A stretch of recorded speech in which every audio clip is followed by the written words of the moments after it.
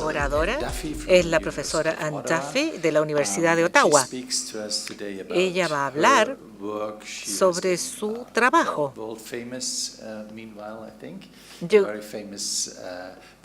Un trabajo muy famoso, muy conocido, sobre la descendencia de los pacientes con trastorno bipolar. Ella va a explicar su investigación dentro del contexto del tratamiento con litio. Muchísimas gracias. Muchas gracias, Jorge, por la invitación. Voy a tratar de hablar un poquito más lento que lo que hago normalmente en caso que el inglés sea un problema. Muchas gracias por su interés en este tema. Voy a continuar hablando sobre el estudio de Canadá que yo lancé hace unos 22 años con el doctor Graf, quien va a hablar sobre los padres, y yo estudié a los hijos. Se hizo una pregunta en ese tiempo, cuando yo era una becada: ¿qué tipo de psicopatología vemos en los hijos y cómo va evolucionando con el tiempo? Esa era una pregunta muy sencilla que fue impulsada por las familias. La familia quería que nosotros viésemos a los niños, querían saber qué estaba pasando en el hijo, si eso eran los inicios del trastorno bipolar. Querían saber si contábamos con evidencia. Esto fue en el año 95 que nosotros comenzamos este estudio, y la primera publicación se hizo en el 98 en el American Journal. Para esta charla me voy a focalizar en comparar dos grupos de descendientes de padres bipolares sobre la base de lo que ocurría con los padres, aquellos que respondían al litio con una enfermedad maníaco-depresiva clásica, comparado con los hijos de padres que tenían un espectro más amplio de enfermedad bipolar, que no respondían a la profilaxis con litio. Esta investigación se ha financiado durante 20 años por los institutos canadienses de investigación de la salud y también por NARSAD en Estados Unidos. Y además hemos recibido grants de universidades. Nuestra investigación ha estado ubicada siempre en Ottawa, pero actualmente estoy trabajando con la Universidad de Queens, que está justo fuera de Ottawa. Voy a destacar por qué estos estudios de alto riesgo son importantes y que nos indican, y por qué estamos adoptando este enfoque. Vamos a ver qué hallazgos se han hecho y actualmente en imprenta tenemos algunos hallazgos y vamos a discutir las implicancias. Si se nos acaba el tiempo, no sé, por favor, Michael, avísame. ¿Por qué los estudios de alto riesgo son importantes y son informativos? Nosotros sabemos que el trastorno bipolar se asocia con una alta herencia. Los factores genéticos contribuyen enormemente al riesgo de la enfermedad. Estos son datos de un estudio danés. Esencialmente ve el riesgo de desarrollar trastorno bipolar si no tiene padres con la enfermedad, es la línea negra. Si tiene un padre con la enfermedad, aquí dos padres con trastorno bipolar, y se llega a un riesgo mucho más alto, de un 35% de riesgo durante la vida. Se incluye la depresión como el resultado. Y este va a ser un tema al cual yo voy a volver, puesto que especialmente precozmente la enfermedad, la depresión, es una parte importante, una parte prominente. Pero debemos tener presente que el riesgo en las familias individuales es muy variable. Esta es una imagen que enfatiza que en ciertas familias el trastorno bipolar se puede ver igual que un rasgo pseudodominante, pero en otros puede ser muy esporádico. Por ende, debemos entender, cuando vemos a un individuo frente a usted y queremos determinar el riesgo, cuál es su riesgo con respecto a los otros miembros de la familia. Este es un resumen que nosotros publicamos hace varios años. Aun cuando los valores reales son muy distintos entre los estudios, esencialmente en cuanto a un pariente primer grado, los probandos, hay un riesgo aumentado en 8 veces en trastorno bipolar, pero un aumento de 2 a 3 veces del riesgo de trastorno unipolar. Como sabemos, a partir de estudios de las familias y a partir de las descripciones clásicas de la enfermedad maníaco-depresiva, la depresión es un actor muy importante. Estos son datos franceses. El doctor Belevier está con nosotros hoy. Muestra que la edad de inicio en los padres empieza en la adolescencia y llega a un máximo al inicio de la adultez. Es muy raro ver trastorno bipolar en niños en edad escolar, pequeños, y este es un tema bastante controvertido y he tenido debates con mis colegas holandeses y también con el equipo de Estados Unidos, quienes son los que comenzaron a describir posibles síntomas maníacos en niños muy pequeños. Creo que la evidencia sugiere que probablemente lo que se diagnostica como síntomas del tipo maníaco en niños de 2, 3, 4 años probablemente no está relacionado con el trastorno bipolar.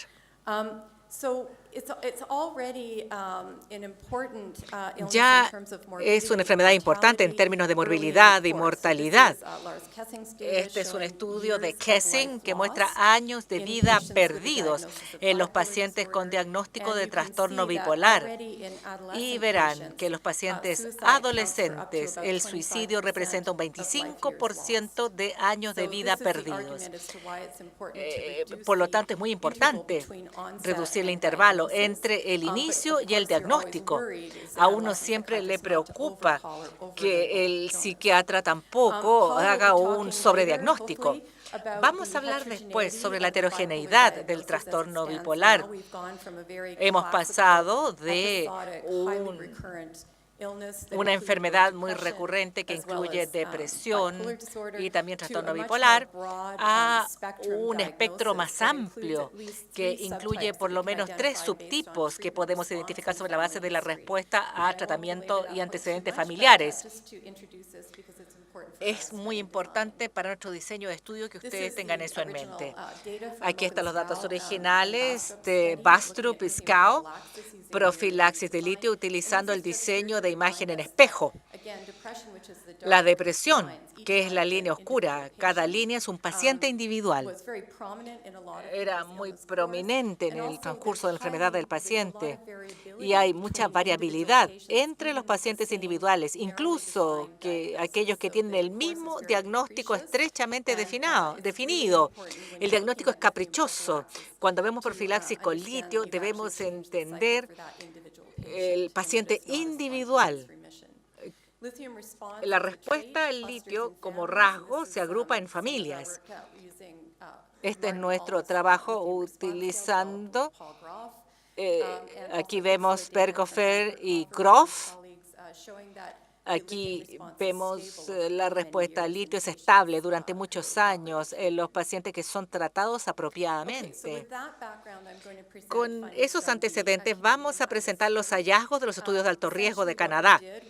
Lo que nosotros hicimos era, como éramos miembros de ICSLI, pudimos participar en los estudios. Paul identificó adultos con trastorno bipolar y pudo utilizar un protocolo para determinar qué padres respondían al litio y cuáles no. Hicimos un seguimiento de los hijos, subtipificados por la respuesta de los padres al litio. Todos cumplían con los criterios DSM de trastorno bipolar, pero hicimos aquellos que respondían y los que no respondían al litio. Y después incluimos un grupo control de un colegio local de Ottawa, donde ningún padre tenía un trastorno psiquiátrico mayor. Los llamamos los supernormales. Con los años, hicimos reclutamiento a través de estas familias multigeneracionales. Estudiamos las familias, empezando con un probando, y luego estudiamos a sus hijos y pasamos a los hermanos afectados y sus hijos respectivos, y pasamos a la siguiente generación en que los hijos estaban teniendo hijos. Tuvimos menos de un 5% de aquellos que se perdieron al seguimiento. Esto lo atribuimos a la buena relación con las familias. Hicimos con las evaluaciones, hablamos con las familias, ofrecimos hacer consultas clínicas si es que había alguna preocupación. Este es un estudio naturalista, no es un estudio de tratamiento. Lo que hicimos fue dar asesoría según las guías. Hubo una muy buena relación de reciprocidad con las familias. ¿Qué encontramos? Bueno, lo que fue interesante es que hallamos que los descendientes de los que respondían al litio no se podían diferenciar sobre la base de su funcionamiento en la niñez, comparado con los controles, que eran los supernormales. Ambos tenían padres que estaban bien. Le fue muy bien en el colegio, eran líderes, les iba muy bien en todos los frentes, tanto sociales como académicos. Y eso era muy distinto a los hijos de aquellos que no respondían al litio. Podían tener dificultades de aprendizaje importantes, tenían problemas de socialización y necesitaban ayuda del tipo remediación o nivelación en el colegio. Esta es una publicación temprana para recordarnos que había una amplia gama de psicopatología en los hijos. Esto fue inesperado, porque acuérdense que hay familias muy penetrantes de trastorno bipolar y depresión en los parientes. Ahora, ¿por qué los niños desarrollaban distintos diagnósticos, incluyendo ansiedad, trastornos alimentarios? Eso fue una sorpresa. Lo que era distinto es que los que respondían al litio no tenían discapacidad de aprendizaje o trastorno de hiperactividad, comparado con aquellos cuyos padres no respondían al litio. Aquí fue lo que nosotros publicamos. Encontramos es que los trastornos de ansiedad aparecen antes. Esta es la línea roja. Aparecen mucho antes que los controles. Hasta la última observación en que los controles habían llegado a nivel. O sea, es el inicio precoz lo que es significativo. Y aquí tenemos trastornos de uso de sustancias, un inicio mucho mayor en los de alto riesgo comparado con los controles, lo que es un problema muy importante clínicamente y es un objetivo de prevención en este tipo de población. Además, la depresión mayor. Esto no es cualquier depresión, sino trastorno depresivo mayor. Está en el dominio de estos niños de alto riesgo.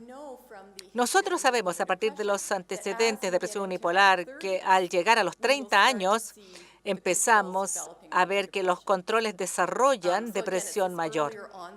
Pero esto es el inicio precoz, el que ocurre en los de alto riesgo. No hay tanta diferencia en cuanto a la edad de inicio del trastorno bipolar entre ambos grupos de alto riesgo. Cuando vemos el curso clínico del trastorno de ánimo diagnosticable, hipomanía, manía o depresión, los primeros episodios predominantemente eran depresión en estos niños que tenían riesgo de trastorno bipolar. La edad de inicio era después de los 10 años para la depresión y después de los 12 para episodios maníacos o hipomaníacos. Esto no eran muy buenas noticias para nuestros colegas de Estados Unidos, que durante una década y media debatieron esos datos. Pero afortunadamente tuvimos replicaciones independientes. Les voy a contar sobre eso después.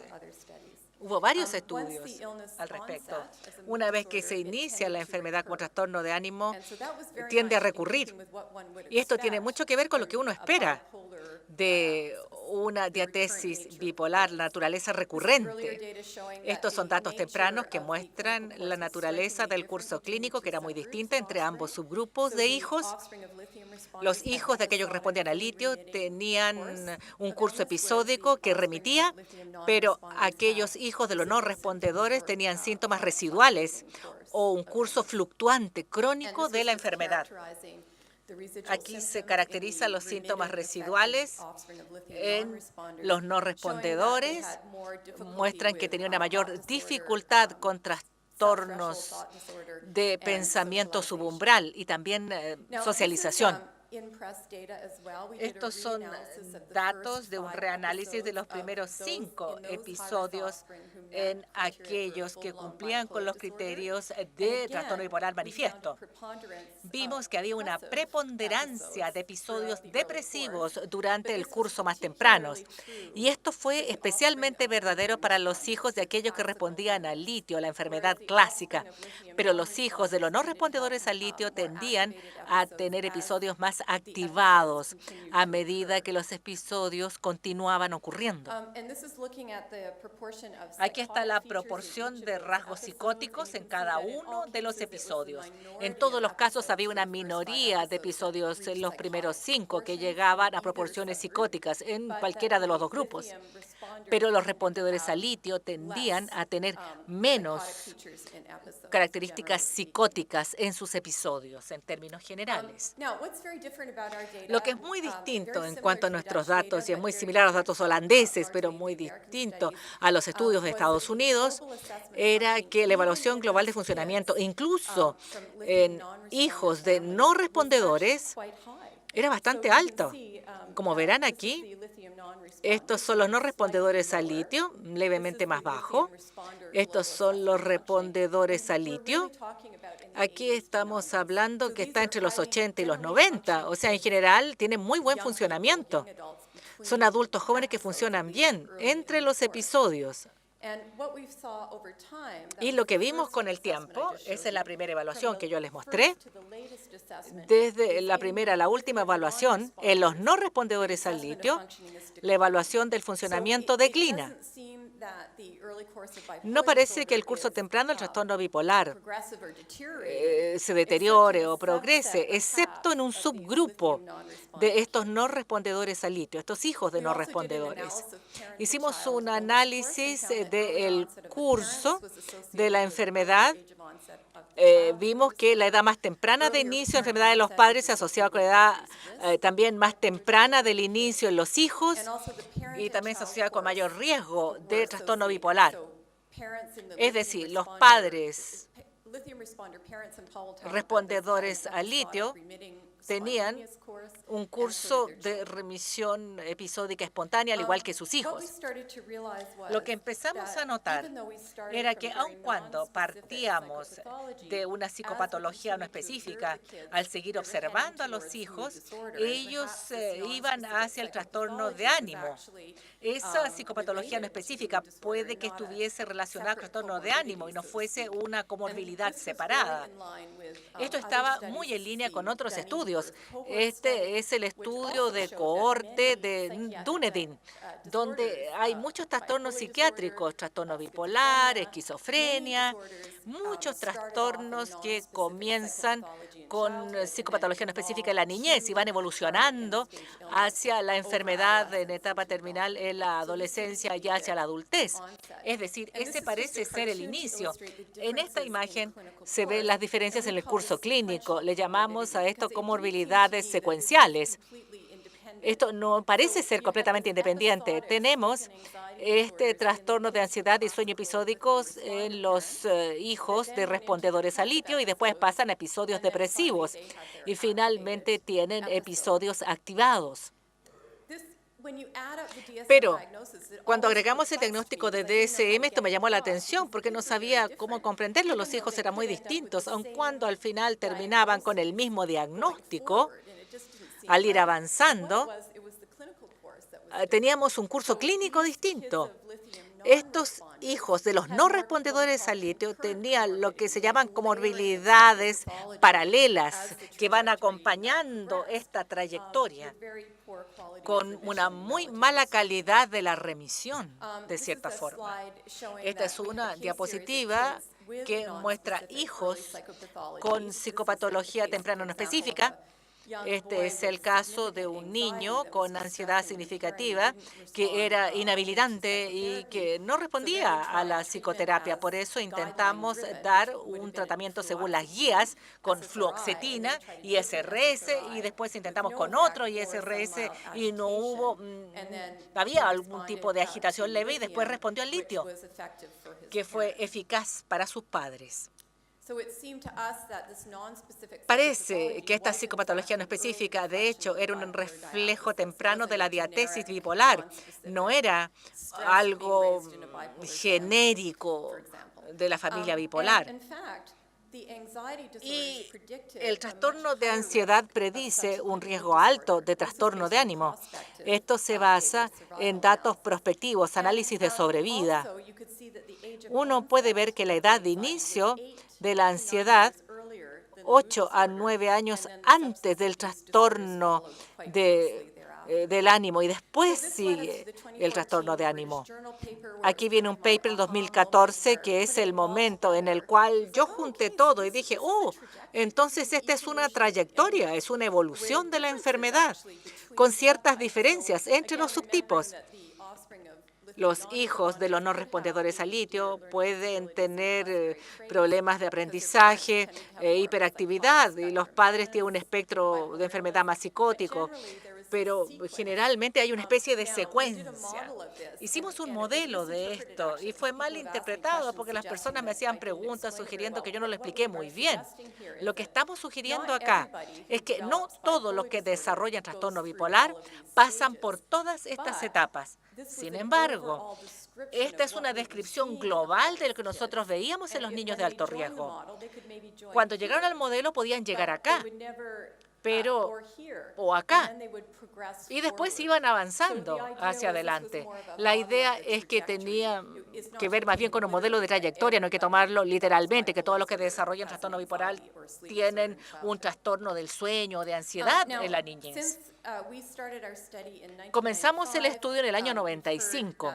Ustedes han escuchado que ese es un estudio en Chile, también ha habido estudios en todo el mundo. Y voy a señalar algunos de los aspectos más importantes. Es una historia de éxito porque hemos podido de manera independiente replicar los hallazgos que hemos hecho, utilizando incluso distintos métodos en ciertos casos. Esto es algo muy interesante. Acá está el estudio canadiense, el estudio holandés, este es el estudio Amish en Estados Unidos, este es el estudio BioPittsburgh. Este es el estudio multisitio, una combinación entre Estados Unidos y Australia, y este es el estudio de Freizig en Suiza. Estos son estudios longitudinales. Hay otros estudios transversales también que han sido publicados, pero voy a focalizar aquellos longitudinales por ahora. Notarán que muchos de nosotros encontramos que la ansiedad y la depresión en cuanto al trastorno de ánimo depresivo dominan el curso temprano con un episodio de ánimo índice. Eso es muy importante para nosotros como clínicos. Cuando vemos un adolescente y confirmamos antecedentes familiares de familia con trastorno bipolar, hay que pensar que quizás puede ser el curso temprano del trastorno bipolar. También en Suiza, incluso el grupo BIOS encontró que la mayoría de los primeros episodios eran depresivos. O sea, esto fue algo transversal. La parte controvertida sigue siendo el riesgo de manía prepuberal. No tenemos casos en todos estos años de manía prepuberal. Los holandeses no tienen casos. Egeland tampoco tiene casos. El estudio Amish canadiense tiene familias con mucha penetrancia para el rasgo.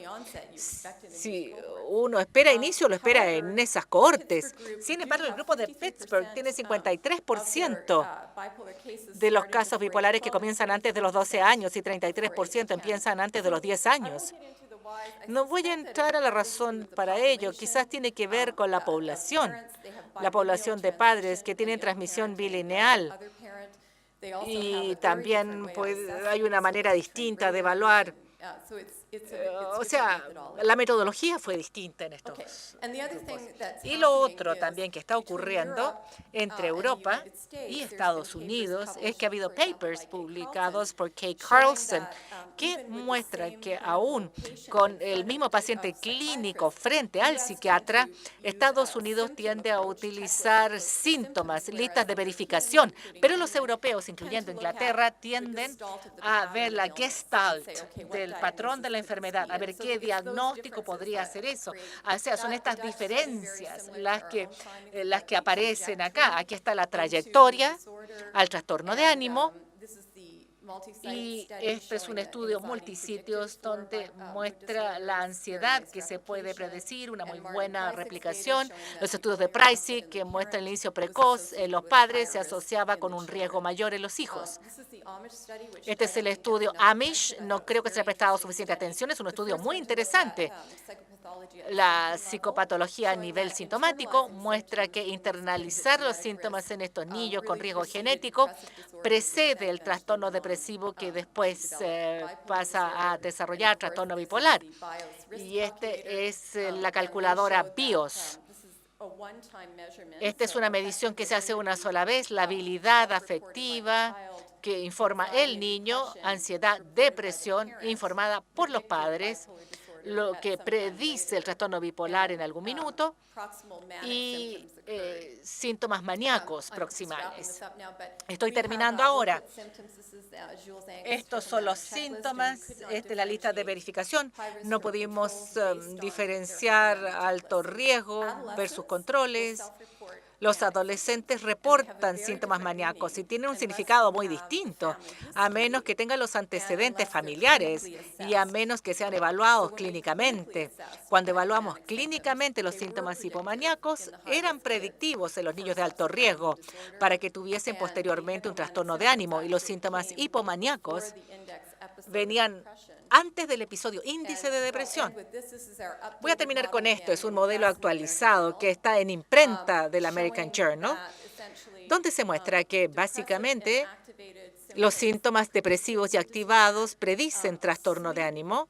Los problemas del sueño, los trastornos del sueño facilitan la transición de bien a psicopatología no específica. Problemas del sueño subumbral, no es un síndrome. Síntomas psicóticos subumbral y episodios depresivos también aumenta la probabilidad de una transición de la depresión a bipolaridad en estos niños en riesgo. Muchísimas gracias por su atención.